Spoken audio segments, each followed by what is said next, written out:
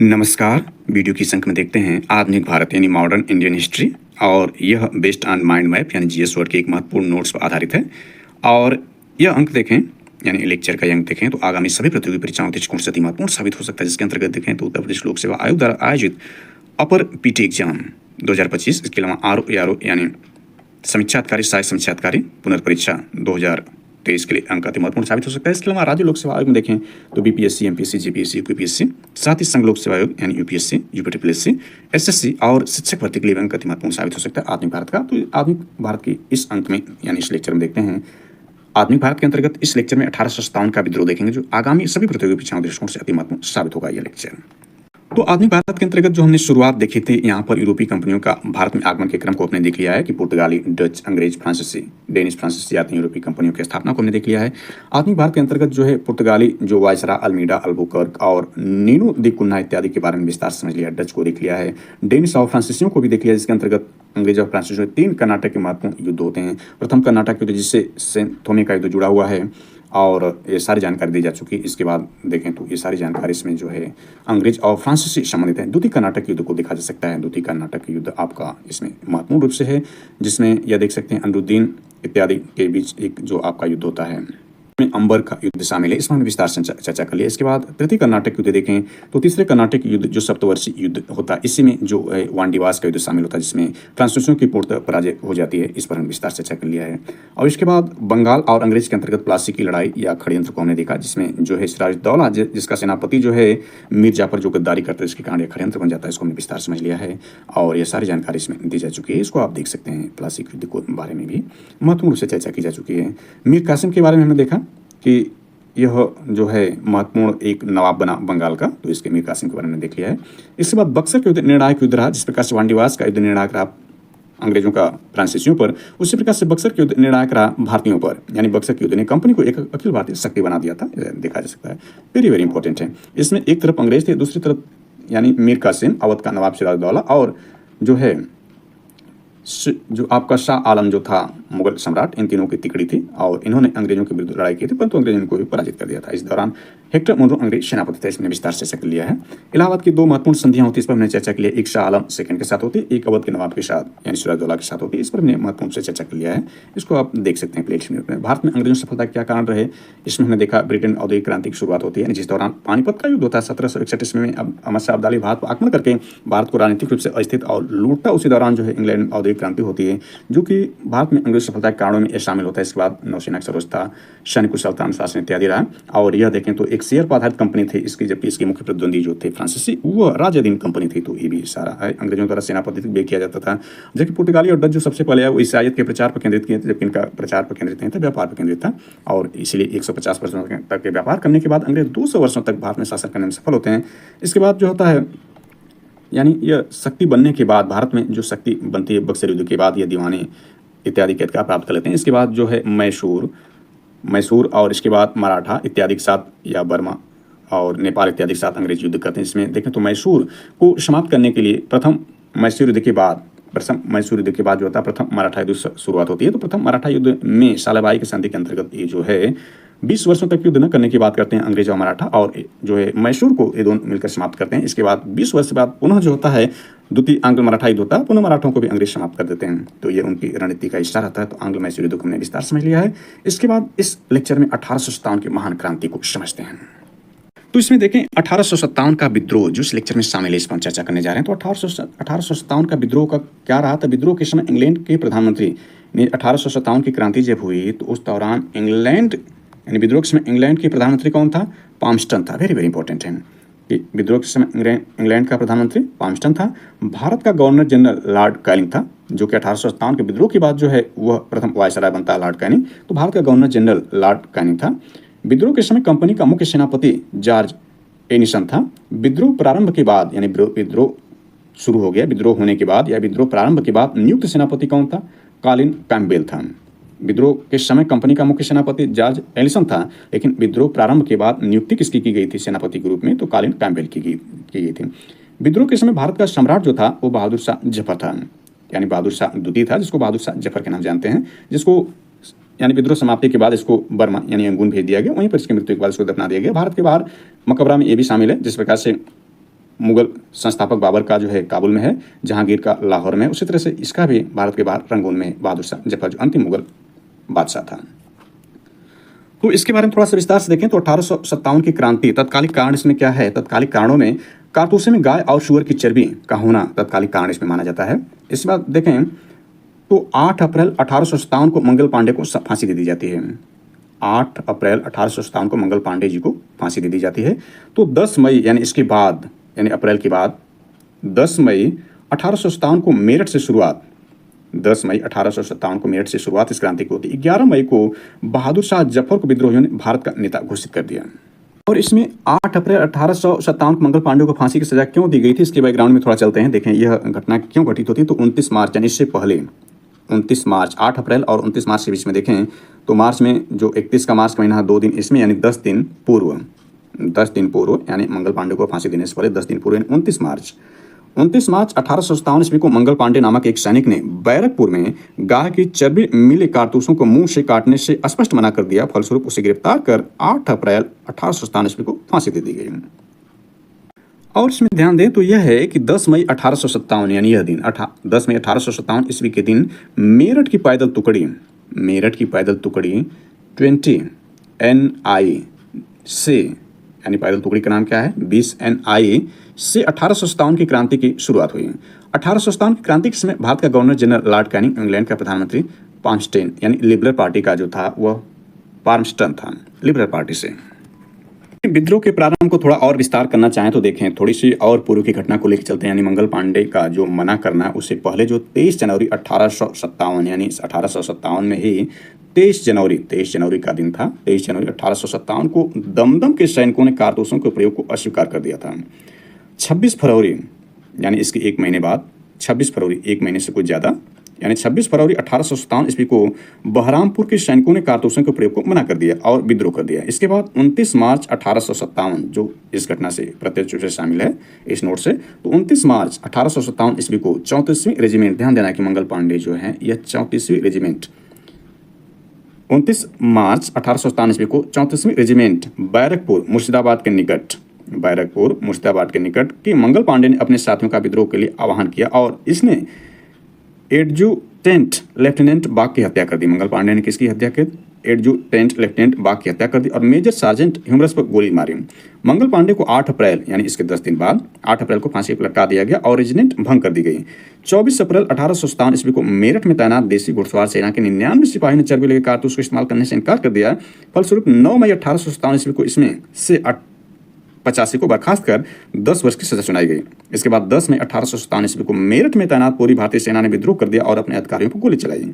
अपने साथियों को मुक्त करवाकर ये लोग दिल्ली की ओर चल पड़े। मेरठ में तैनात जनरल हेविट के पास 2200 यूरोपीय सैनिक थे, परंतु इस तूफान को रोकने का प्रयास नहीं किया गया। मेरठ के विद्रोही 11 मई को दिल्ली पहुंचे और 12 मई 1857 ईस्वी को उन्होंने दिल्ली पर अधिकार कर लिया। लेफ्टिनेंट बिलोबी, जो दिल्ली में शस्त्रागार का कार्यभाग था, ने कुछ प्रतिरोध किया परंतु पराजित हुआ। विद्रोहियों ने बहादुर शाह द्वितीय को भारत का सम्राट घोषित कर दिया, यानी बहादुर शाह द्वितीय को भारत का सम्राट घोषित किया। बहादुर शाह द्वारा नेतृत्व स्वीकार करने के कारण ऐसे सब लोगों के लिए एकत्र होने के लिए एक केंद्र बिंदु मिल गया जो ब्रिटिश राज को समाप्त करना चाहते थे। इसमें ध्यान दें कि आरंभ में इसका नेतृत्व मुगल शहजादे कर रहे थे, लेकिन 3 जुलाई 1857 ईस्वी को जब बख्त खां बरेली से आ गए तो उन्हें मुख्य नेता बना दिया गया। यहाँ की वास्तविक सत्ता सिपाहियों के हाथ में रही। 20 सितंबर 1857 ईस्वी को दिल्ली पर अंग्रेजों का अधिकार हो गया, परंतु इस संघर्ष में जॉन निकोलस मारा गया।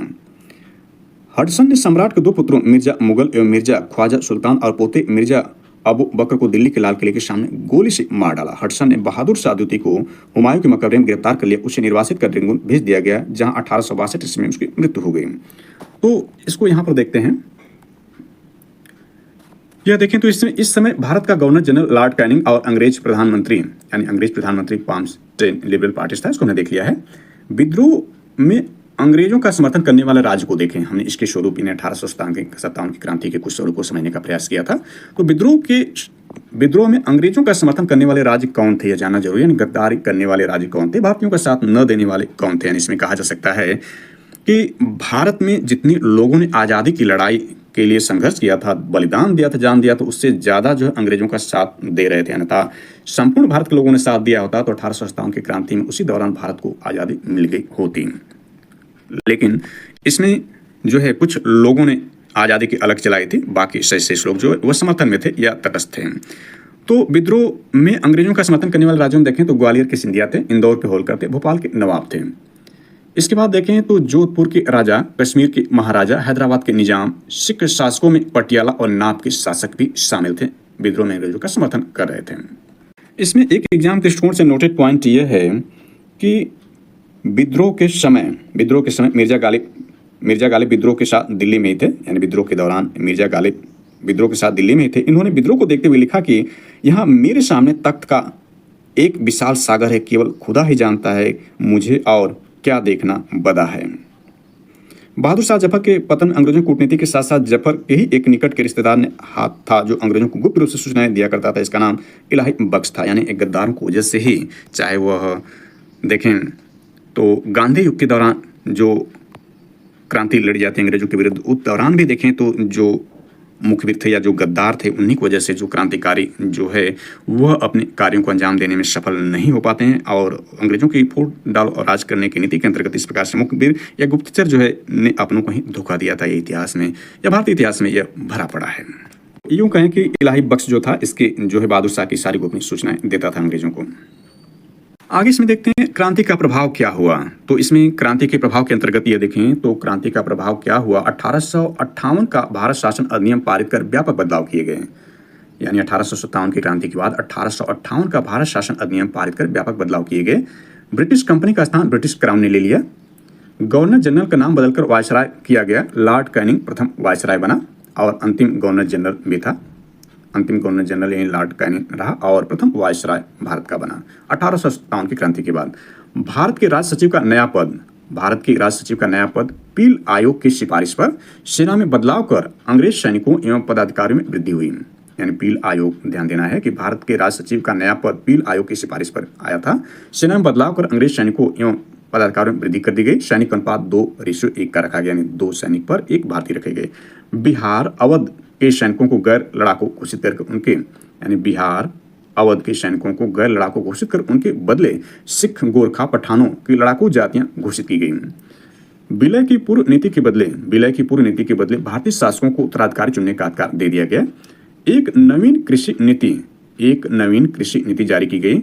लिंक्ड बटालियन योजना के जरिए यूरोपियन सेना को बेहतर ट्रेनिंग की व्यवस्था की गई। सबके लिए एक समान सुरक्षा की बात कही गई, यानी सबके लिए एक समान सुरक्षा का प्रावधान किया गया, बात कही गई। धार्मिक मामलों में हस्तक्षेप, ब्रिटिश साम्राज्य विस्तार पर रोक लगा दिया गया, यानी धार्मिक मामलों में हस्तक्षेप का नीति अपना लिया गया और ब्रिटिश साम्राज्य विस्तार पर रोक लगा दिया गया। सेना और तोपखाना विभाग पूर्णतः यूरोपीय हेतु आरक्षित कर दिया गया, सेना और तोपखाना विभाग पूर्णतः यूरोपीय हेतु आरक्षित कर दिया गया। पाश्चात्य संस्कृति को बढ़ावा देने वाली शिक्षा व्यवस्था को लागू कर दिया गया। तो यह महत्वपूर्ण क्रांति का प्रभाव पड़ा। आगे जल्दी से इसमें देख लेते हैं 1857 ईस्वी की महान क्रांति के प्रमुख केंद्र कौन कौन से थे। तो प्रमुख केंद्रों को जल्दी से देख लेते हैं एग्जाम के दृष्टिकोण से, वेरी वेरी इंपॉर्टेंट है। इसमें केंद्र रहा भारतीय नायक और ब्रिटिश नेतृत्व कौन कर रहा था उस दौरान।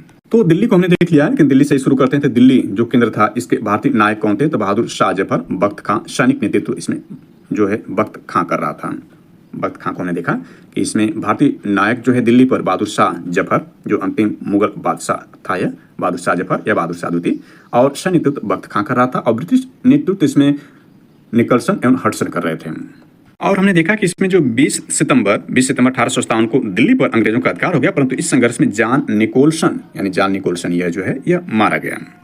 और यह जो दूसरा रहा नेतृत्व करता हडसन, इसने सम्राट के 2 पुत्रों मिर्जा मुगल एवं मिर्जा ख्वाजा सुल्तान और पोते मिर्जा अबू बकर को दिल्ली के लाल किले के सामने गोली से मार डाला। हडसन ने बहादुर शाह द्वितीय को हुमायूं के मकबरे से गिरफ्तार कर लिया। हडसन के बारे में सारी जानकारी हम पूर्व में दे चुके हैं। इसके बाद कानपुर में देखें तो कानपुर में भारतीय नायक जो थे नाना साहब, तात्या टोपे, सैनिक नेतृत्व इसमें तात्या टोपे जी कर रहे थे और जो भारतीय नायक नाना साहब थे। नाना साहब का वास्तविक नाम देखें, नाना साहब का वास्तविक धुंधु पंत था। नाना साहब जो इसमें संबंधित हैं उनका धुंधु पंत नाम था। जबकि इसमें जो सैनिक नेतृत्व तात्या टोपे कर रहे थे, इनका वास्तविक नाम रामचंद्र पांडुरंग था। 18 अप्रैल 1859 ईस्वी को शिवपुरी में अंग्रेजों द्वारा उन्हें फांसी पर लटका दिया गया। तात्या टोपे को जो है 18 अप्रैल 1859 को शिवपुरी में फांसी पर लटका दिया गया था। तो ये कानपुर में नायक रहे नाना साहब यानी धुंधु पंत रहे और सैन्य नेतृत्व तात्या टोपे कर रहे थे।